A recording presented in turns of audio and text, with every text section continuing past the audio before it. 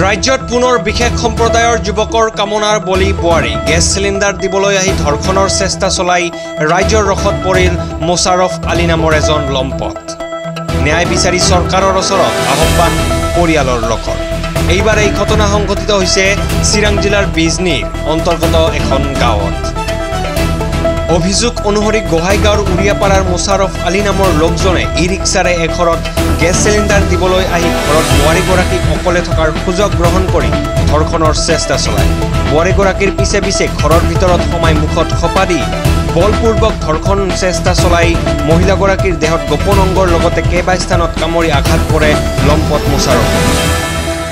মহিলাগৰাকীয়ে চিঞৰ বাখৰ কৰাত ওচৰ চুবুৰীয়া ওলাই আহি লম্পট মোছাৰফক হাতেলতে ধৰি বান্ধি থৈ আৰক্ষীক খবৰ দিয়ে। ঘটনাস্থলীত আৰক্ষী উপস্থিত হৈ আটক কৰি বিজনী থানালৈ লৈ আনে। এই সংক্ৰান্তত চৰকাৰৰ ওচৰত লম্পট মোছাৰফৰ উচিত শাস্তি বিচাৰি পৰিয়ালৰ লোকে।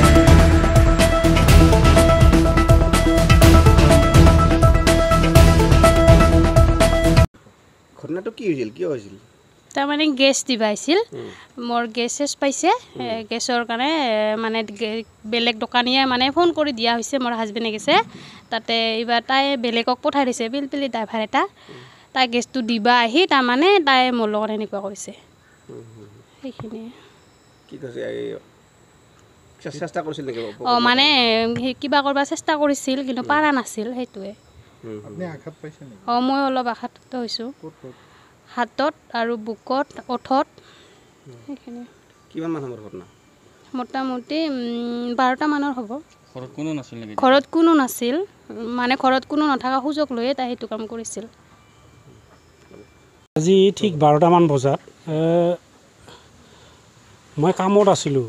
কামত যাওঁতে তাৰমানে ঘৰত গেছ শেষ হৈছে। শেষ হোৱাৰ পিছতে তাৰমানে মই দোকানী এটা ক'লোঁ, বোলে ই ৰিক্সাত এটা গেছ পঠাই দিবি। মই পইচা পাতি দি কেনে ক্লিয়াৰ দি মই আকৌ কামত গৈছোঁ। ওচৰতে কাম কৰি আছিলোঁ। তাৰপিছত কি হ'ল, সি এটা মুছলিম ল'ৰাক ই ৰিক্সাৰে পঠাই দিছে গেছটো দিওঁতে মোৰ মাইকী অকলে আছিল আৰু মোৰ সৰু ল'ৰাটো আছিল, মোটামুটি 8 বছৰ বয়সমান হ'ব। তাৰপিছত কোনো নথকা সুযোগ লৈ সেই ড্ৰাইভাৰজনে মোৰ মাইকীটোক অপচেষ্টা কৰিছিল, তাৰমানে বেয়া বিহেভ কৰিছিল আৰু ক'ৰবাত আঘাত কৰিছে। তাৰপিছত তাৰমানে এইটো তাৰমানে চৰকাৰক মই অনুৰোধ কৰিছোঁ যাতে চৰকাৰে, আমাৰ অসম চৰকাৰে যাতে ইয়াৰ উচিত শাস্তি দিয়ে আৰু আমি যাতে ন্যায় পাওঁ আৰু কি, তাকে কামনা কৰিছোঁ, মিনতি কৰিছোঁ চৰকাৰৰ ওচৰত। মোছাৰফ আলী, বেছি দূৰত ঘৰ নহয়, ওচৰতে। কেছ দিয়া হৈছে অলৰেডি, প্ৰশাসনৰ মানুহ আহি লৈ গৈছে মানুহজনক, যাতে চৰকাৰে এইখিনি সহায় কৰে আৰু কি। মানুহজন মানে ঘৰৰ ভিতৰত সোমাই গৈছে আৰু সিহঁতে মুছলিম সম্প্ৰদায়ৰ মানুহ, আমাৰ ধৰক আমি হিন্দু সম্প্ৰদায়ৰ মানুহ, আমাৰ ঘৰত সোমাবই নালাগে, সোমাব দিবই নালাগে, আৰু যিটো পাকঘৰ হয় সেইটো ৰান্ধনি ঘৰ হয়। তথাপি সি জোৰ জবৰদস্তি পিছফালৰ পৰা গৈ কিনে মোৰ মাইকীটোক মানে মুখত সোপা দি ধৰিছে আৰু কি।